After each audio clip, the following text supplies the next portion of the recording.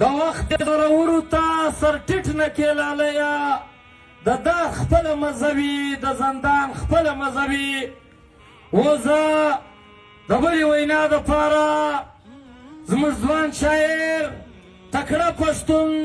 ځوان مبارز ګیلمن پښتون ته خواست کوم چې دی راسي تاسو ته خپله په زړه پورې وینا واورئ. ګیلمن پښتون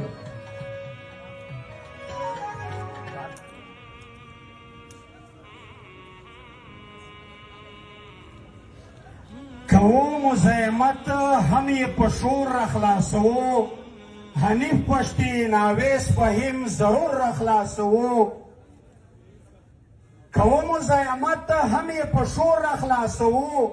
حنیف پښتین اویس فهیم ضرور راخلاصوو. دا ګز میدان بجوا جنراله ته به راته ګورې، علي به موږ د دې ولس په زور راخلاصوو. علي وزیر ته د یوه ټپیزه وایي ملاتړ دې لر او بر افغان دی، ملاتړ دې لر او بر افغان دی، په کام وطن دې ځان قربان دی، خیر که په برخه دې زندان دی، سپین مخ دې لوی افغانستان دی، دا تورې زلفې دې جنډې باید را په وینه. وایي خبر دې ما نسې ماتولی په اسانه، زه نر علي وزیر یم د تور جابر زندانه. قاتل روانور ارتې تړی چې په پروټوکول کې، قاتل روانور ارتې تړی چې په پروټوکول کې، علي په شولنو بندوق دوه مخیا پاکستانه. او زموږ مطالبات په خوښي ومنئ سم شي، ګنې دوم بنګال جوړېږي واوره باجوه عمران خانه. او وزیره ګیلمنه په هر حال به حساب غواړو، وزیره ګیلمنه له دشمن به حساب اخلو، په هر حال له نجیبه ترارې فرمان عثمانه. راغلو ټولو ګډونوالو ته په ننګ افغاني سلام او ښه راغلاست. دلته اوومه ورځ ده چې پرلت روان دی. مشر منظوره بله ورځ هم وویل چې زموږ په پښتنو کې دا ډېر لوی اقدام دی چې چاته مقصد یو قسم کور ته په جرګه ورسي او د یو قانون او د آیین لاندې د غوښتنې مطالبه ځنې وکړي. او بیا د علي وزیر لوڼې زمن هم را رسېدلي دي پرلت ته. مور یې هم په پښتنو غږ وکړه د ننګ چې پښتنو اتفاق را سره وکړئ. مشر منظور هم او موږ هم پښتنو ته ویلي دي چې راسئ ګډون را سره وکړئ، کنې موږ خو هسې هم د یا وطن او یا کفن د شعار سره راوتلي یو، یا به قبرستان ته ځو یا به زندان ته ځو یا به علي وزیر خامخا را خلاصوو له زندانه. د پاکستان واکداران چې کوم دي لکه موږ نه پوهېږو چې دا اوومه ورځ ده. ملي مشر منظور احمد پښتون څه کم سړی نه دی، دا د ټول افغان ملت ملي رهبر دی. زه چاته توهین نه کوم، خو مشر منظور احمد پښتون موږ په 200 قیدا زمانو نه ورکوو. دا موږ ته دومره قدرمن دی چې دا دلته په پرلت کې اوومه ورځ ده چې ناست دی. په کار ده چې د پاکستان واکداران، د سید اسمبلې واکداران دا په دې خبره غور وکړي. کنده زما په شعرونو کې دا د دویم بنګال ذکرونه موږ څه لیوني نه یو، نه کامکلان یو چې دا خبرې کوو، خو په هر حال نور تر پوزې راغلي یو. مقصد په هر صورت دې ریاست ته موږ په زاریګانو ستړي شو، په خوښي دې دا زموږ مطالبې دا زموږ غوښتنې ومني. اوس خو دی چې چیرې دا ریاست صرف دا نه چې زموږ سره په یو حال دوه رنګي کوي، په هر حال دوه رنګي کوي، خپل شرمونه زموږ په وژنو پټوي. کنې تاریخ وګورئ، په 16 دسمبر په بنګال کې چې د 93,000 پتلونونه پرې ایښي وو، په 16 دسمبر د بارمي سکول کې په سلګونو پښتانه ماشومان شهیدان کړل. چې بیا هغه شرم چې ما په بنګال کې کړی دی په ډاکه کې، هغه به د نورو خلکو نه پټ وي. کنې 93,000 خو څوک دا سپین چرګوړي هم نشي نیولی دومره لکه دوی چې دي. د 8 اګست د کویټې وکیلان به تاسو ته یاد وي. په 8 اګست دوی په 1951 فکر کوم چې دوی په انډیا کې د جنګبندۍ نه بعد کومه ځمکه بایللې وه، د هغه شرم د پټولو دپاره په 8 اګست دوی په کوټه کې په سلګونو زموږ د پښتونخوا وطن مازغه وو. هغه وکیلان پوهان یې په شهادت ورسول، زخمیان یې کړل، هغه خپل شرم یې ورباندې پټ. بیا چې د باچا خان بابا ورځ لمانځله کېدله د پیدایښت، یا به د هغه بعد مې ته ده د پښتنو په ثقافت په تاریخ د باچا خان په یونیورسټي کې حمله وکړله په د شلګونو په شمېر سټوډنټان یې ووژل شهیدان او زخمیان یې کړل زموږ د پښتنو تاریخ دی په ظلم جبر پټوي او خپلې بې شرمیانې چې د چېرته کړي دي هغه زموږ سره په ظلم جبر پټوي خو زه وایم چې په خوښي دا زموږ مطالبې ومنه کنې بله ورځ به دا پښتانه نه وي در سره د خپلې بې شرمیانې به په څه شي پټوي نو خواست کوو چې زموږ مطالبې ومنه موږ په دې خبرو مه یاروه چې غدار دی پلانا ایجنټ دی چې دا خبره یې وکړي هسې زه له تا نه پوښتنه کوم د دې پاکستان د جوړونکو بانیانو نه او چې دا څوک ډېر پرې ویاړي پاکستان ته چې چا د پاکستان نوم ورکړی دی هغه سړی چیرې ښخ دی دوی انګلستان ته لږلی دی اوس هلته د عیسایانو په مقبره کې ښخ دی چا چې پاکستان ته د پاکستان نوم ورکړی دی پوښتنه ځینې کوو چې امانت مو ورکړی دی راوړه یې بېرته که هلته دې ښخ وي د عیسایانو سره په مقبره کې فاطمه جینا چې دوی مادر ملت یادوي هغه یې په خپل کور کې په بیړ د پاسه په چاړو ووهله هغوی ته هم دوی د غدارې لقب ورکړی دی تا ته د محب الوطنۍ ثبوت که درکوو ضیاءالحق څوک و څومره په دې پښتون افغان وطن کې چې څومره دا د بارودو ورونه کرل شوي دي دا د دغو خلکو برکتونه دي هغه څه شو چا ووژلو ولې مړ شو مقصد په کوم صورت ډاکټر کدیر چې تاسو ته یو قسم د ایټم باندې د ایټم جوړونکی ورته وایي هغه اوس به د فیصل جومات سره قبر ورته جوړ کړی و خو لکه چې فیملي یې بېرته پرې خفه وه چې نه په مرګ یې موږ نه درکوو د پاکستان جنډۍ به نه پرې دروئ ځکه چې په ژوند تاسې نظربند ساتلی و چې د پاکستان دپاره ایټم بم ساز کړی و یعنې په کوم لحاظ موږ ستا سره وخت تېرۍ ته زړه شوق و چې نه څوک په محب الوطنۍ کې درنه بچ دي نه څوک د خپل حق غوښتنې په لیول کې درنه بچ دي موږ په هر حال په خپل وطن په خپله خاوره خپلو پښتنو ته خامخا حق غواړو راوتلی یو د علي وزیر د رهایۍ سره سره د حنیف فویض د نورو ملګرو د رهایۍ سره سره به دلته چې څومره غوښتنې دي دا به په هر صورت پې منو د دې ریاست د مکارۍ نه دا چې کله په وزیرستان کې په دا وطن کې دوی اول د بدماشانو دور و په هغه کې هم د دوی لاس و د ریاست پکې لاس و بدماشان یې راوستل دومره ظلم جبر یې کولو په ډېره بېادبي دې معافي چې د یو کور نه به بل کلي ته ډولۍ تله په لاره کې به هغه بدماشان ولاړ وو په زور به یې د هغه ناوې مخ ښکاره کولو بتې یې اخیستې د خلکو نه په زور په ظلم په جبر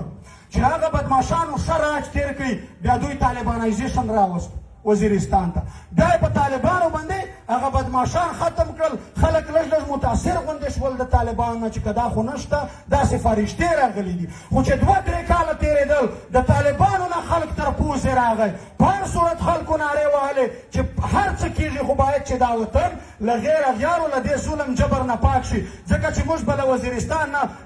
له کلي نه میرانشاه ته تلو په لاره کې به د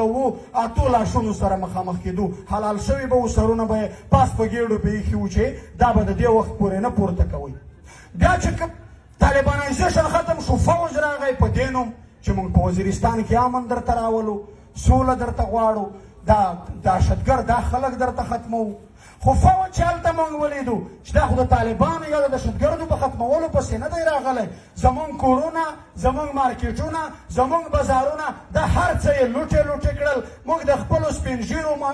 مشرانو شملې د دوی په پښو کې پرتې ولیدې په چیک پوسټونو یې موږ ذلیلولو هر څه زموږ د کور هغه ګاډر سریې صندق لمارې هر څه یې د لاهور په کباړخانو کې خرڅ کړل او طالبان چې کوم نامتو طالبان و د چا په نوم دوی راغلي وو هغوی ته اوس هم دوی پروټوکولونه ورکوي غټ غټ ګاډي دي چاته بیډ چاته ګوډو چاته سمسیره چاته سلنډر دا نومونه یې ورکړي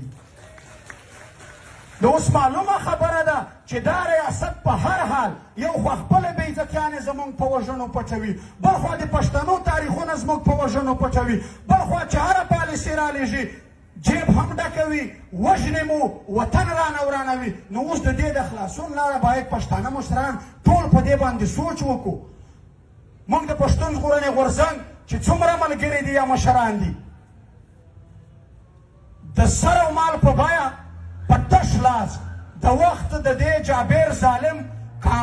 ریاست مخې ته ولاړ یو هغه خبرې ورته کوو چې دا خبره یو قسم په دې ریاست کې کم از کم د ځان وژنې مترادف ده لکه ځان چې وژني چې دې ریاست ته په سترګو کې سترګې اچوي دا ایسایي د فوج نه حق غواړي او هغه ته خپله چوکۍ ورښایي چې ستا واک او لاس د دغه ځای پورې دی خو موږ په هر حال هر څه په ځان منلي دي که زندان وي که مرګ وي که نور ستړي تکلیفونه وي بیا هم له ټولو پښتنو خواست کوو چې دا تحریک دی دا د ټول ګډ کام شریک تحریک دی باید د دغه پرلط په هر لحاظ ملګرتیا او ملاتړ وشي له ټولنیزو رسنیو له مالي مرستو چې څوک شتمن دي یا نور د چا د راتګ وس رسېږي په دې کراچي کې باید په دې پرلط کې هر وخت د ورځنا په بنیاد موږ په دې کورونو کې تقریبا 2-3 سړي خو کم از کم وي نو که موږ یو کس په کور پرېږدو دا نورو کسانو ته وایو چې د دې وخت نه د دې وخت پورې به ته په دې پرلط کې ځان ګډوې تر څو زموږ دا پرلط درون وي او چې څومره موږ په منظم او په درانه انداز ناست وو انشاءالله بیا به زموږ مطالبې او زموږ غوښتنې دا ریاست په اسانۍ سره مني نور وخت نه نیسم یو نظم دی څو ځله مې ویلی دی خو د دې وخت په مناسبت دی ځکه باید ووایم وی له مرګ بیریږي مرګ په خدای که بې اجله راځي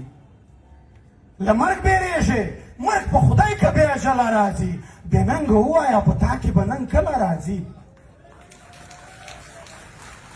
نه په وطن ننګ درځي نه په کلي کور ننګ درځي درته سرتوره یې کړه نه په کونډه خور ننګ درځي په زړه یې سورې کړه درته نه په بوره مور ننګ درځي 3 کاله وشول ژوندی ورک دی نه په ورور ننګ درځي نه د مکتب نه د جومات نه د قرآن په امن نه د سپین ږیري ماشومان نه د ځوانان په امن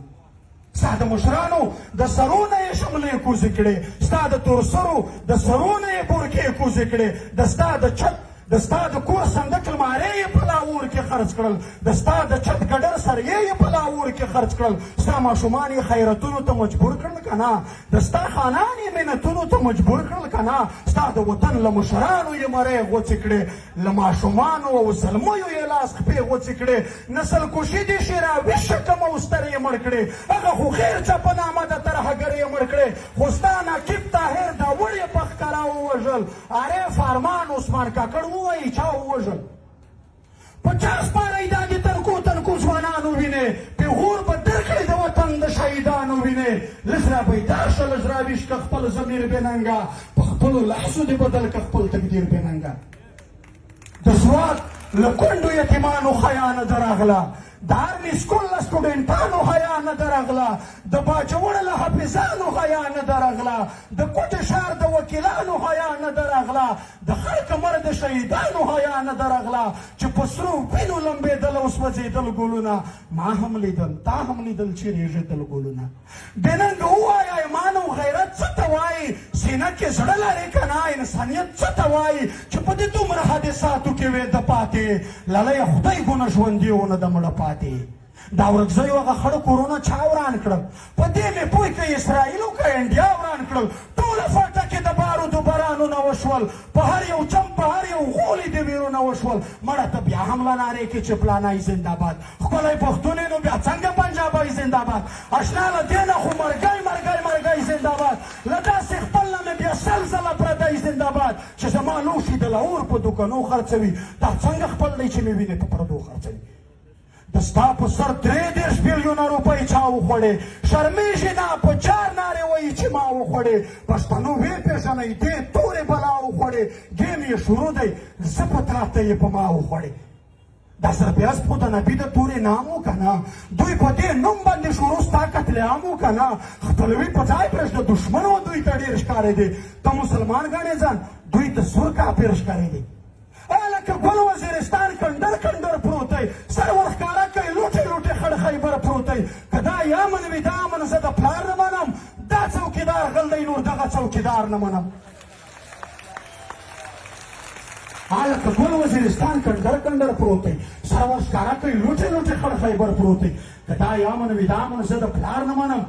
دا څوکیدار غل دی نور دغه څوکیدار نه منم زما پښتونه وروره بس دی خپل ځان وپېژنه د خپلې خاورې اصلي دښمنان وپېژنه په الډي ته یې مین خوشحال خان نه پېژنې مولا پیون میرزلي خان عجب خان نه پېژنې نور بېننګي پرېږده راځه وکړه د ننګ ملګري وکړه د دې پښتون ژغورنې د غورځنګ ملګري وکړه د دې پښتون ژغورنې د غورځنګ ملګري وطن د شمې سره کړه لکه پتنګ ملګري و دښمنانو ته به تندر د اسمان جوړ شي بننګ یاره خو که نر پښتون افغان جوړ شي د ګیلمن وزیر صفا خبرې زور درکوي لالی دا په بېننګي باندې پیغور درکوي د متل غږ د پېښور او د کابل راځي بېننګ ووایه په تا کې به ننګ کله راځي بېننګ ووایه په تا کې به ننګ کله راځي ډېره مننه اوس